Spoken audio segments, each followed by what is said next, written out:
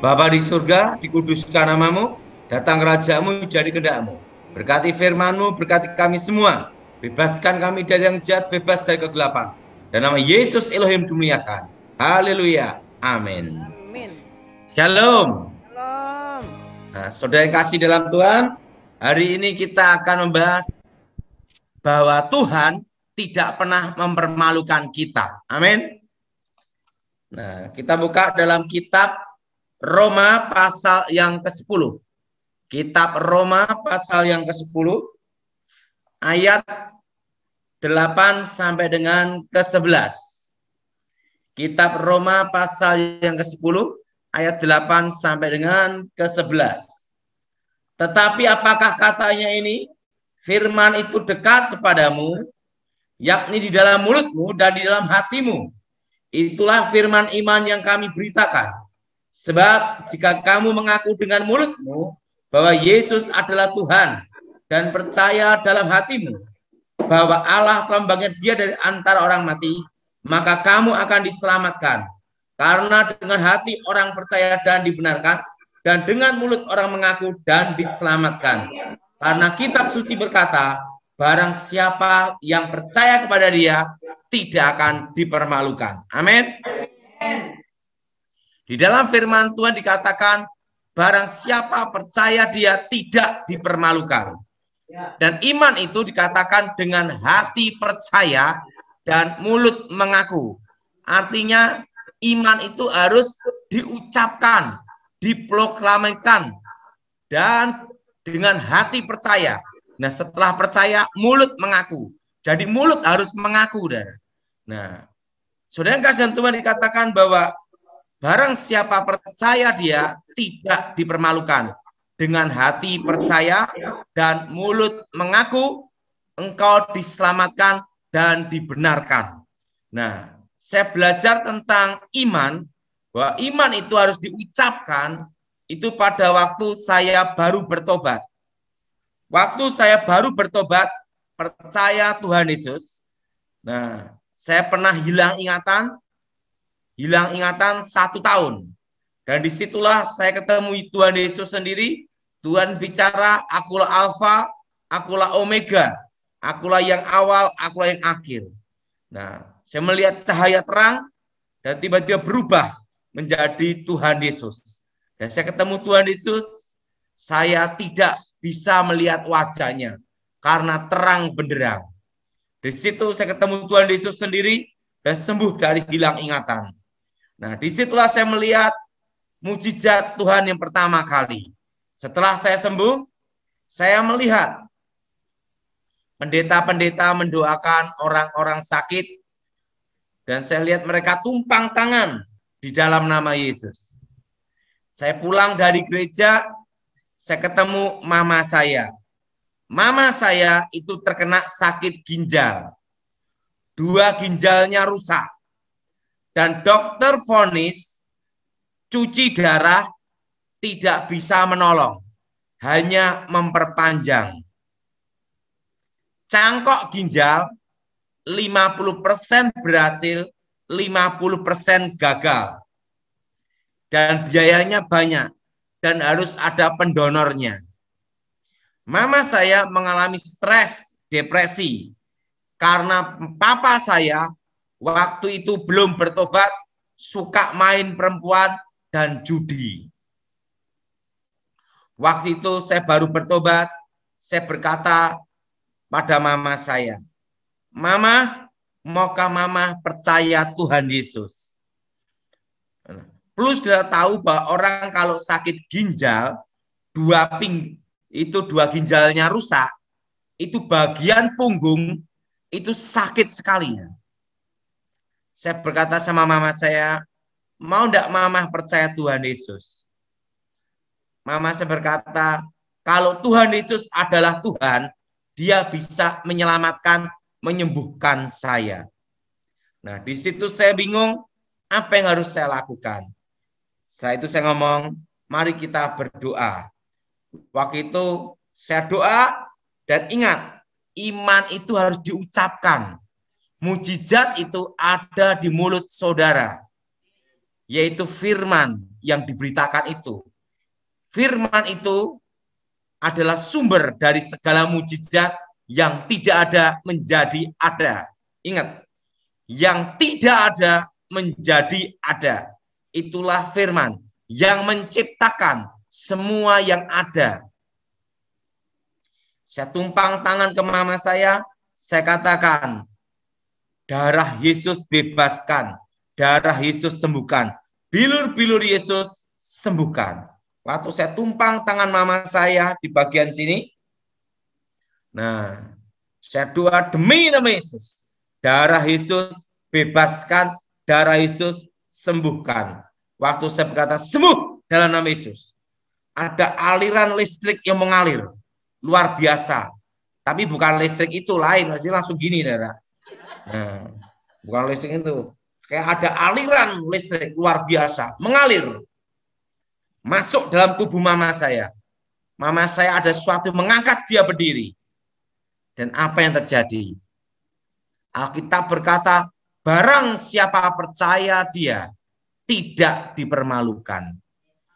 Ginjal mama saya jadi ginjal baru seperti anak kecil. Dan mama saya sembuh total. Tanpa dokter, tanpa operasi, tanpa obat. Dan mama saya disembuhkan Tuhan. Tahun 1993. Dan sampai sekarang masih hidup. Artinya apa? Mujizat itu ada. Ingat, ada bagian Tuhan, ada bagian kita. Bagian Tuhan yaitu apa? Menepati janjinya, menggenapi firman-Nya, dan membela firman-Nya. Bagian Tuhan adalah melakukan mujizat, melakukan apa yang menjadi firman-Nya. Tuhan membela firman-Nya. Nah, bagian kita itu ada. Bagian kita yaitu percaya. Kedua, melakukan firman-Nya. Nah, percaya apa? Kalau kita melakukan firman-Nya, tidak akan dipermalukan. Nah, ada suatu hal yang saya belajar, bahwa iman itu dasarnya adalah harapan. Harapan akan firman Tuhan. Nah, saudara, di tengah badai apapun, di tengah masalah apapun, di bawah tekanan apapun, yang tidak boleh hilang dalam hidup kita adalah harapan. Kalau orang sudah hilang harapan, itu mengalami 4S. Sedih, stres, darah tinggi naik, stroke. Yang keempat, selesai. Jadi, apapun tantangan, apapun badai, yang tidak boleh hilang satu. Harapan berdasarkan firman Tuhan. Percaya bahwa Tuhan tidak pernah permalukan. Saudara yang kasih dalam Tuhan, ada satu kisah nyata bahwa Tuhan menjawab doa kita melebihi apa yang kita doakan. Perlu sudah tahu bahwa kita tidak bisa mendikte Tuhan. Kadang apa yang kita inginkan tidak seperti yang diinginkan Tuhan. Tetapi yang diinginkan Tuhan itu selalu yang terbaik melebihi apa yang kita harapkan. Ada seorang bapak, saudara. Bapak ini bukan orang Kristen. Satu keluarga ini bukan orang Kristen. Nah, satu keluarga ini bukan orang Kristen. Waktu itu saudara, Tuhan bicara sama saya untuk menginjili bapak ini. Waktu itu saya berkata sama bapak ini, maukah engkau percaya Tuhan Yesus sebagai Tuhan dan Juru Selamat? Bapak ini marah, ngusir saya. Karena bapak ini adalah orang yang fanatik. Satu keluarga, dia usir saya. Dan apa yang terjadi, saudara? Saya pulang ke rumah. Saya berdoa sama Tuhan. Tuhan, engkau kan mengutus aku. Kenapa aku diusir keluar? Padahal firman-Mu berkata, barang siapa percaya dia, tidak dipermalukan. Amin. Waktu Tuhan bicara sama saya, kembali engkau ke sana, rohku bekerja.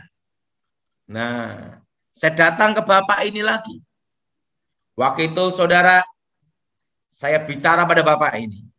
Tuhan bicara dosa masa lalunya dia, dari lahir sampai besar. Bapak ini menangis karena dia berkata, ada banyak rahasia dalam hidupku yang orang tidak tahu, tapi engkau tahu. Saya ngomong yang tahu Tuhan, Tuhan bicara pada saya. Langsung bapak ini ngomong, istri saya aja tidak tahu, tapi kamu bisa tahu hari, tanggal, dan jamnya. Langsung bapak ini nangis. Dia berkata, tidak ada dukun sehebat itu. Dia bilang itu. Saya berkata, saya bukan dukun. Saya sudah bertobat. Saya penyampai firman Tuhan. Langsung bapak ini bertobat, percaya Tuhan Yesus. Waktu itu, bapak ini percaya Yesus, dan Tuhan bicara pada dia. Apakah kamu ingin hidupmu berubah? Mau. Yaitu apa?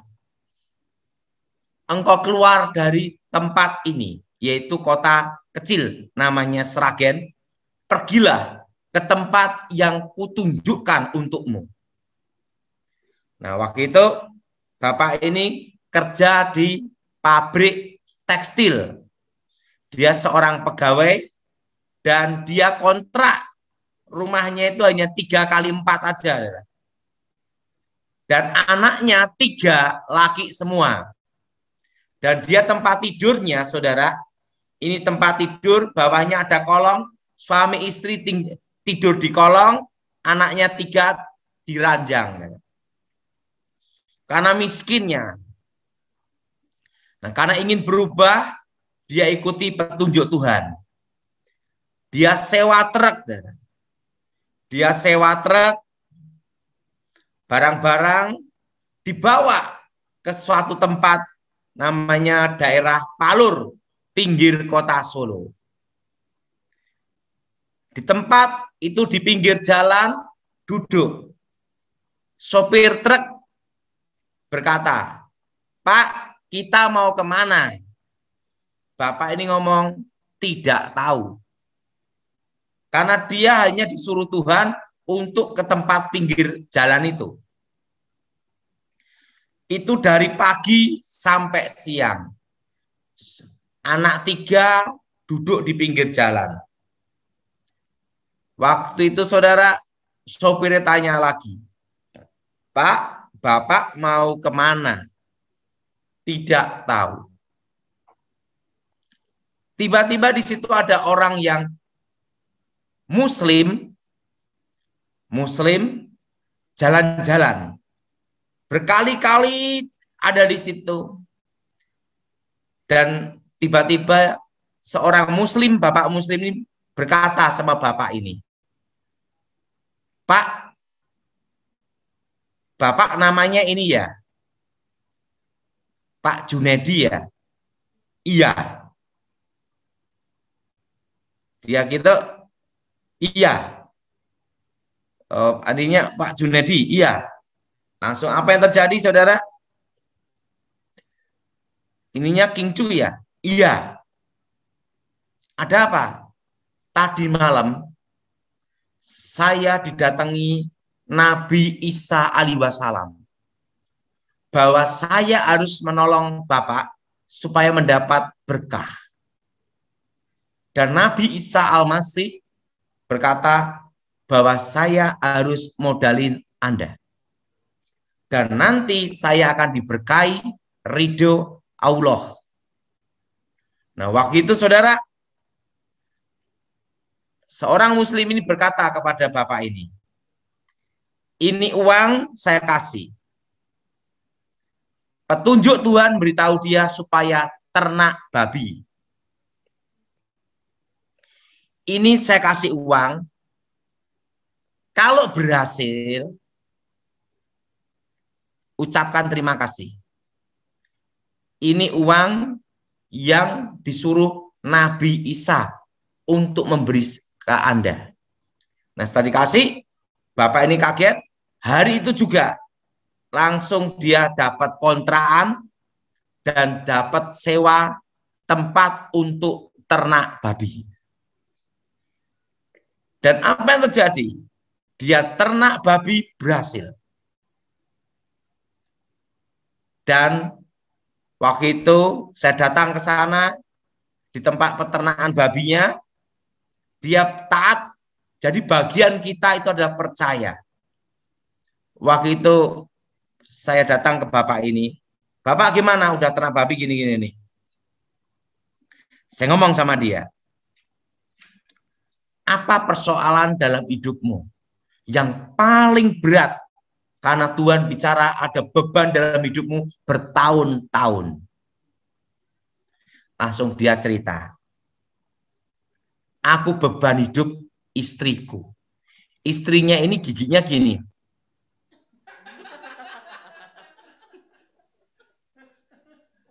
Langsung bapak ini cerita. Gini.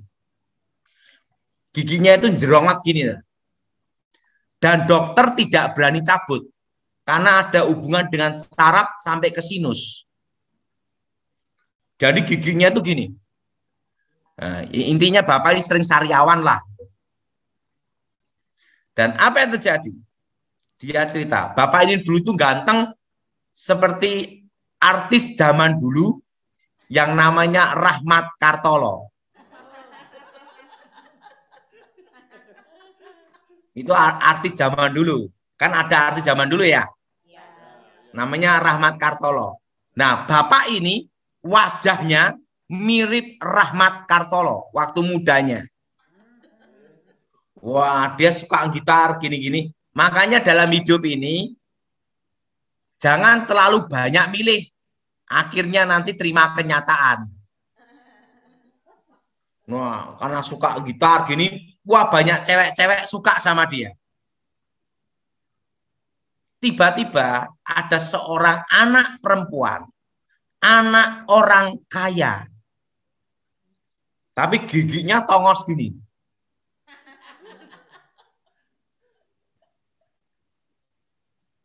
Pemuda ini, bapak ini, oke lah, gigi gini enggak apa-apa, asal kaya raya.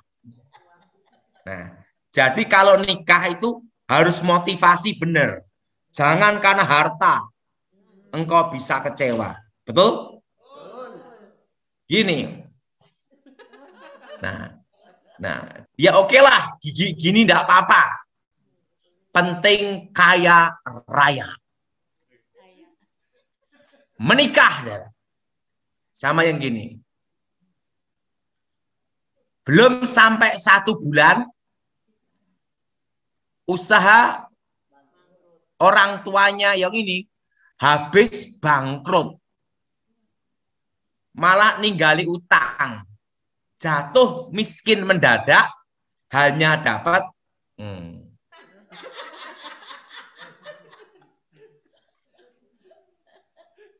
bertahun-tahun bapak ini punya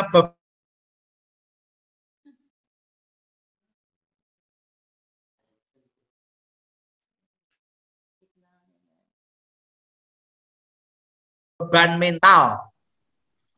Acara rapat tidak pernah, bapaknya gini, istrinya gini.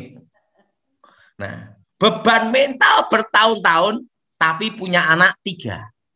Dan puji Tuhan anaknya tidak ada yang gini.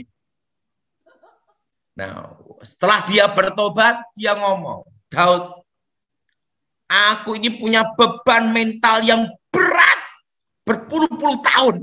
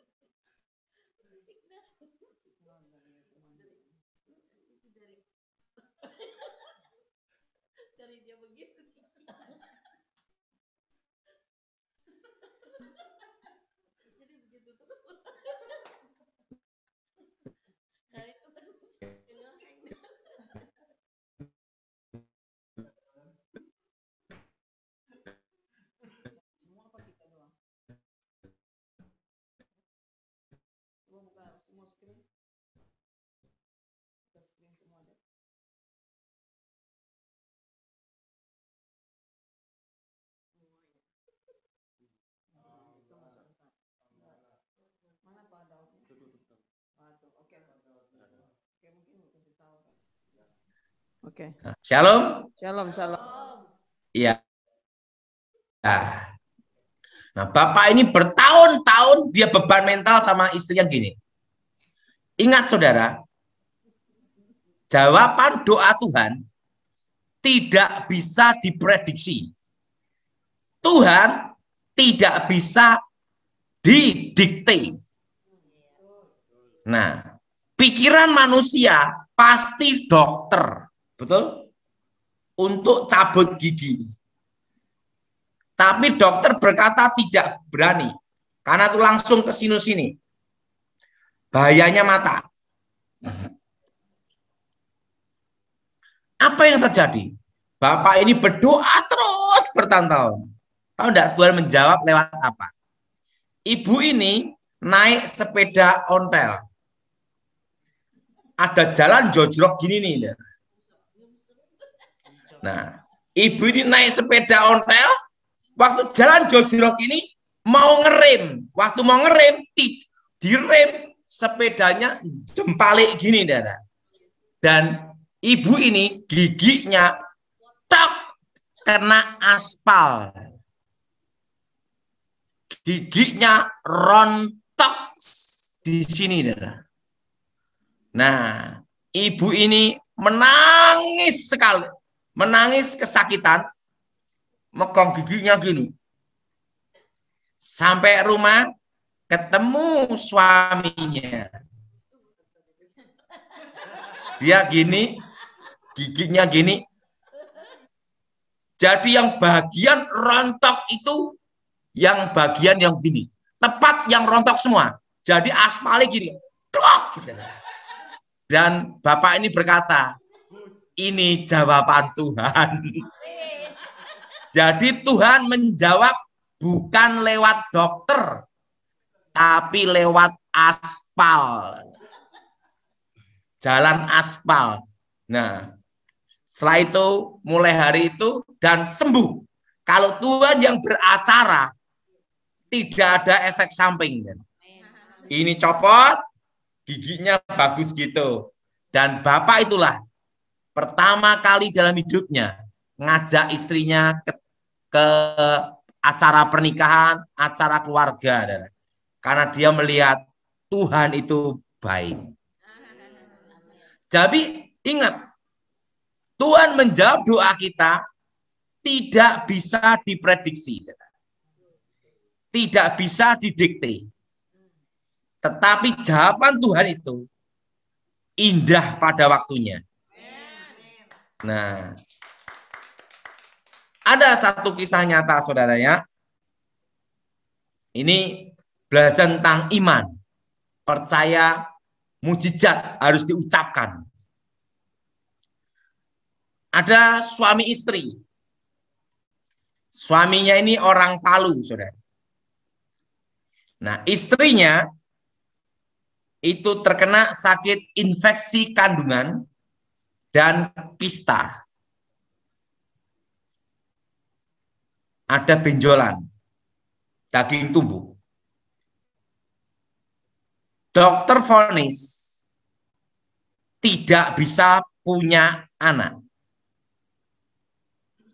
Waktu itu saudara,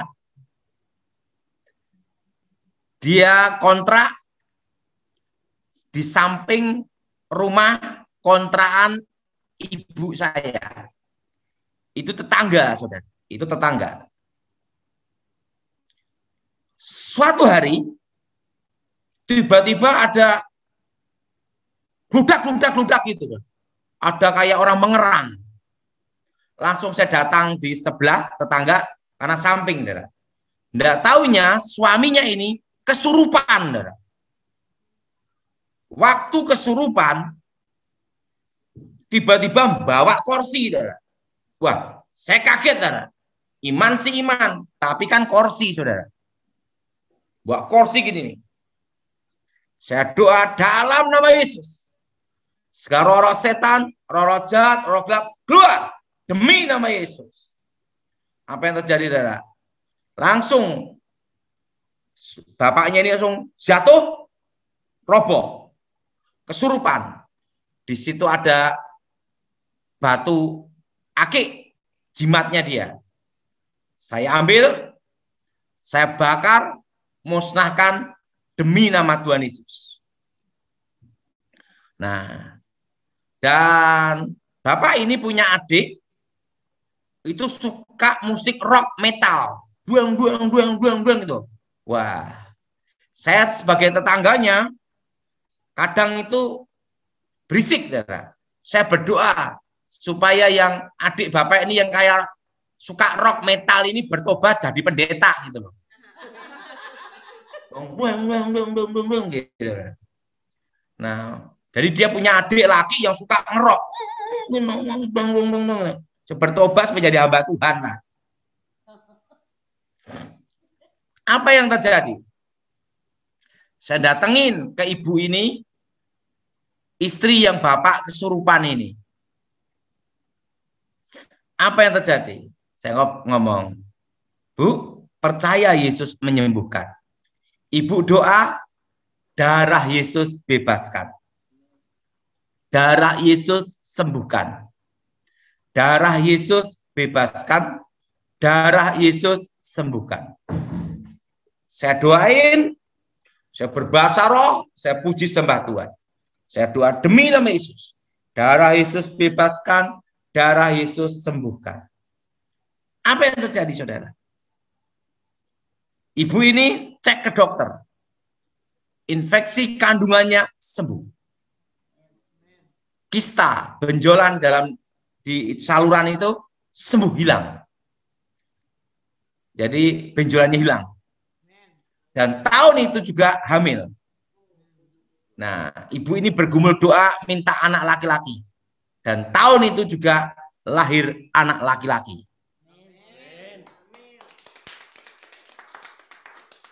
Waktu itu ibu ini saya ajarkan berdoa supaya ucapkan, bilur Yesus sembuhkan, darah Yesus sembuhkan. Nah, adik bapak ini yang suka gitu, saya doain supaya bertobat jadi hamba Tuhan. Dilawat Tuhan, dilawat Roh Kudus.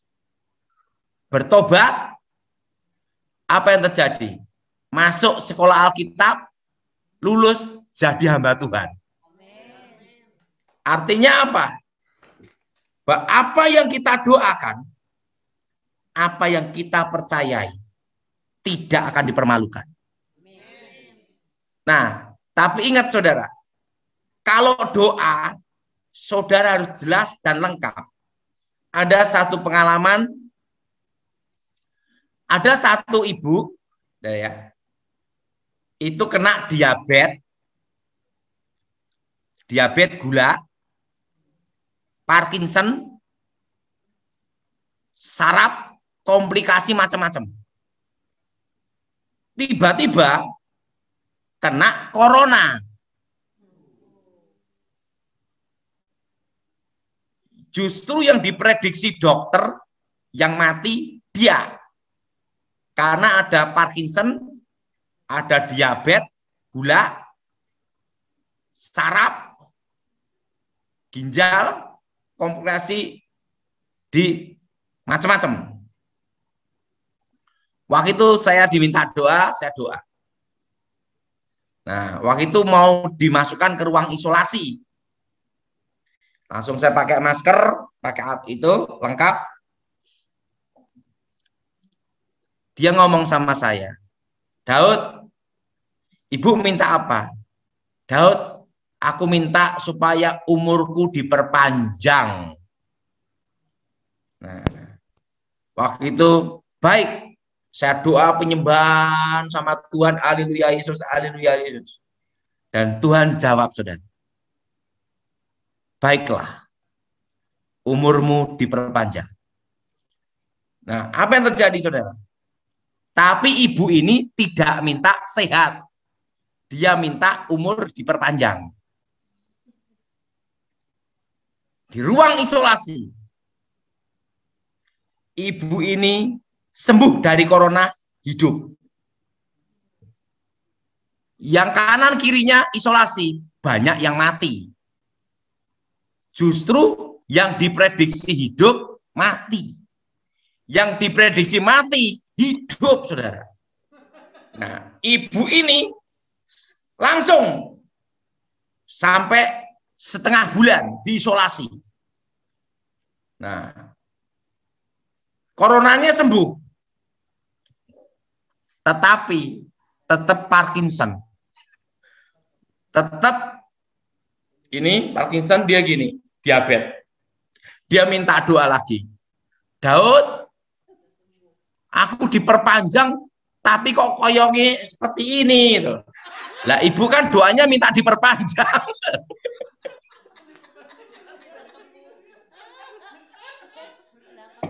Nah, ibu kan mintanya diperpanjang. Nah, Tuhan perpanjang. Nah, setelah diperpanjang, oh gini-gini. Kenapa? Dia Parkinson, tapi sembuh dari corona. Makanya kalau doa itu lengkap. Jadi saudara kalau doa sama Tuhan, Tuhan berikan umur panjang tapi sehat, betul? Kalau hanya diperpanjang saja, tapi setengah mati, ya kelenger. Nah, ingat. Tapi ingat, kalau kita bertobat, jangan sampai terlalu menyesal, doanya salah. Contohnya seperti ini. Simpson itu dipakai Tuhan luar biasa. Tapi mempermainkan Tuhan. Ingat, Tuhan tidak bisa dipermainkan. Tuhan hukum Simpson. 2 matanya dicukil, hilang. Dia buta. Roh Tuhan undur. Rambut Simpson tumbuh kembali. Artinya rambut tumbuh itu apa? Hubungan dia dengan Tuhan bertumbuh. Dia bertobat. Dipulihkan dengan Tuhan. Dia menyesal sekali dengan apa yang telah diperbuat mempermainkan Tuhan dalam hidupnya. Suatu kali Simpson untuk dipermalukan jadi tontonan sama orang Filistin. Untuk jadi badut lawaan. Waktu Simpson disuruh jadi badut. Apa yang terjadi? Saking menyesalnya, dia berbuat dosa. Saking menyesalnya, doanya pun perhatiin. Tuhan, cukup sekali ini saja. Engkau memberi aku kekuatan untuk membalaskan kedua mataku. Saking frustasinya pun, doanya salah. Minta kekuatan sekali aja. Tuhan kabulkan. Musuh-musuh Simpson di gedung itu mati semua. Tapi Simpson sekali aja mati juga. Coba kalau dia berdoa, Tuhan, kehendak-Mu yang jadi. Belum tentu dia mati hari itu. Betul? Nah, karena saking frustasinya, doanya pun salah. Harusnya dia berkata, kehendak-Mu yang jadi. Betul? Kita tahu Yudas. Saking menyesalnya, dia berkhianat menjual Yesus. Yudas pun juga mempermainkan Tuhan. Apa bukti yang mempermainkan Tuhan? Waktu dia ikut Tuhan, menjadi rasul Tuhan, Yudas korupsi. Betul? Ngambil uangnya Tuhan. Dan akhirnya dia menjual Yesus 30 perak keping. Saking menyesalnya, merasa berdosanya dia, caranya salah, bunuh diri. Betul? Harusnya dia bertobat, bukan bunuh diri. Ingat, bertobat pun tidak boleh dengan cara yang salah. Menyesal dengan cara yang salah. Seperti Yudas, bunuh diri. Betul? Dan menyesal pun jangan sampai kayak Simpson juga. Doanya salah. Cukup sekali ini aja. Nah ini dia. Jadi ingat, dari situ kita kalau doa harus jelas dan betul-betul kita menjadi berkat untuk diberkati. Amin. Nah, ada yang banyak tanya saya tentang corona. Perlu sudah tahu, saya waktu dibawa Tuhan ke surga, bahwa Indonesia dipulihkan Tuhan 25 tahun. Dimulai dari krisis 98. Tetapi sebelum pemulihan Indonesia, akan terjadi krisis ekonomi, resesi ekonomi. Anginnya akan datang 2018, 2019. Dan badainya datang 2020. Indonesia akan mengalami stagnat ekonomi. Tepatnya bulan 6, bulan 7, 2020. Menuju pemulihan Indonesia tahun 2023. Setitik terang datang. Hal itu saya khotbahkan dari tahun 2014. Itu pesan Tuhan. Orang banyak mengatakan saya gila. Orang banyak mengatakan saya halusinasi. Tapi pesan itu saya sampaikan terus. 2020, tepatnya bulan Januari. Pendeta Gilbert didatangi berapa hamba Tuhan, menegur. Karena 2019 banyak yang bernubuat 2020 tahun berkat, tahun kelimpahan, tahun mujizat. Tapi 2019 saya berkhotbah, 2020 badai ekonomi datang. Resesi ekonomi dimulai. Pak Gilbert berkata, pendeta-pendeta berkata, mana buktinya? Pendeta Gilbert berkata, itu kan Daud menyampaikan pesan. Kalau itu pesannya Tuhan, ini kan baru Januari tahun 2020. Kita menunggu 2020 Desember. Apa yang terjadi? Januari, Februari, Maret, April. Corona. Indonesia PSBB. Di berbagai negara lockdown. Betul, saudara? Betul, saudara? Lockdown. Indonesia mengalami stagnat ekonomi. Bulan 6, bulan 7. Nah, siapa yang sudah dengar khotbah saya tahun 2019, 2020, itu banyak diupload di YouTube. Yang pernah dengar, angkat tangan coba. Dan apa yang terjadi? Waktu saya khotbahkan itu dianggap gila, saudara. Tapi pesan Tuhan itu saya sampaikan terus. Dan apa yang terjadi? Perlu saudara tahu. Indonesia baru belajar normal 2022.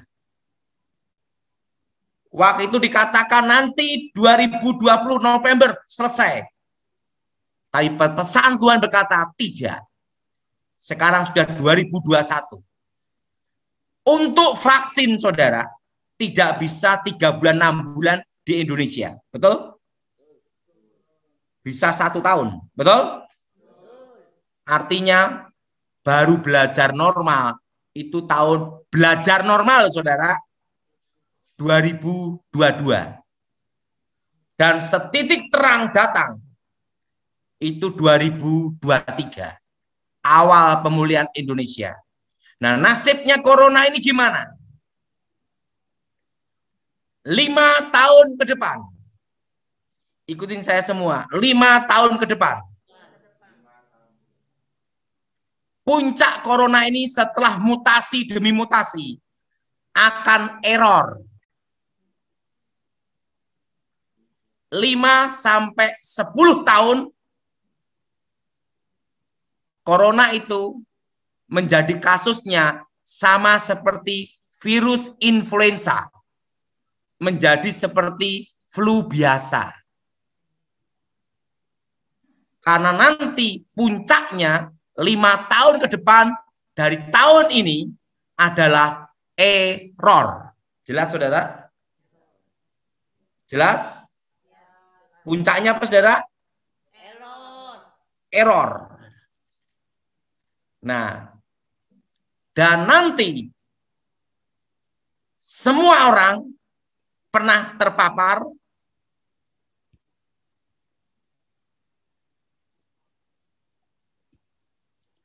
semua orang akan pernah terpapar atau pernah terkena. Nunggu waktu. Vaksin pun itu virus dilemahkan, dimasukkan dalam tubuh. Artinya pernah terpapar. Betul? Betul? Nah, atau pernah kena. Yang tidak kena itu tinggal di hutan, tidak ketemu orang, jadi Tarsan. Selama kita kumpul-kumpul, selama bertemu dengan interaksi manusia dengan manusia, untuk terpapar itu nunggu waktu. Betul? Nah, jadi saudara, tidak usah diributkan vaksin atau tidak. Kalau vaksin, ingat, berdoa dulu, tidak usah diributkan. Nah, yang tidak vaksin, tidak usah ribut. Seleksi alam, adu sakti. Kenapa adu sakti? Yang lolos hidup, yang kalah mati. Betul? Jadi itu terserah saudara. Saudara mau vaksin atau tidak. Kalau saya tidak vaksin. Saya seleksi alam. Berserah sama Tuhan. Yang lolos hidup, yang kalah mati. Nah, jadi saudara vaksin atau tidak usah diributkan. Nanti saudara, karena semua nanti akan terkena, terpapar. Kecuali tinggal di hutan. Tidak ketemu orang. Kenapa saudara? Ini nanti sama seperti virus influenza. Menjadi flu biasa. Siapa di antara saudara yang tidak pernah kena flu? Angkat tangan. Semua pasti pernah terkena. Betul? Betul? Betul? Nah, jadi ingat, puncaknya 5 tahun ke depan menjadi virus flu biasa. Karena puncaknya setelah mutasi adalah apa saudara? Error. Nah, yang penting saudara jaga daya tahan tubuh. Setiap hari, pertama, makan pisang. Kedua, kalau di Indonesia ada namanya jambu biji. Ketiga, alpukat setiap hari. apokat. Nah, jambu biji, apokat. Nah, keempat, seledri, di jus untuk daya tahan tubuh. Saya setiap hari makan itu. Pokoknya banyak makan buah-buahan. Sebisa mungkin setiap hari alpukat 2 biji atau 1 biji. Itu harus. Nah, ini untuk apa? Daya tahan tubuh. Amin. Sehari 2 telur cukup. Putihnya saja. Nah, kenapa saya bisa ngomong demikian? Karena waktu dulu, saudara, sebelum bertobat, saya akan belajar ilmu gaib di pertapaan. Di tempat pertapaan itu banyak sekali tikus sama nyamuk demam berdarah. Guru saya sebelum bertobat nyuruh saya setiap hari makan alpukat. Setelah itu jambu biji. Kalau orang Jawa jambu kluthuk itu, saudara. Jambu biji. Jambu biji. Setelah itu makan pisang setiap hari. Saya tanya sama kakek saya, guru saya, kenapa makan pisang? Perhatikan, monyet tidak ada yang stroke karena makan pisang, bilang gitu. Nah, 3 ini saya makan setiap hari. Waktu saya ke tempat kakek saya, itu tikus itu beranak sampai berapa generasi, 1 meter tidur sama saya. Saya tidak terkena penyakit pes maupun demam berdarah selama hampir 9 tahun. Nah, di situ saya tahu bahwa buah-buahan ini diberikan Tuhan untuk manusia, untuk daya tahan tubuh. Cari pisang di mana-mana ada, betul? Apalagi di Australia, apokat ada, betul? Dan daun seledri dijus lah setiap hari untuk daya tahan tubuh. Nah, itulah pesan Tuhan yang saya sampaikan saudara. Ingat, mujizat itu ada di mulut saudara. Hati percaya dan mulut mengaku. Amin. Ya, kita berdoa ya, karena saya akan khotbah di gereja. Aku mohon kekuatan Elohim bekerja, bebaskan dari yang jahat, bebas dari kutuk. Kuasa Yesus bekerja, kekuatan Elohim bekerja, lawat secara pribadi, dan nama Yesus Elohim dimuliakan. Haleluya. Amin.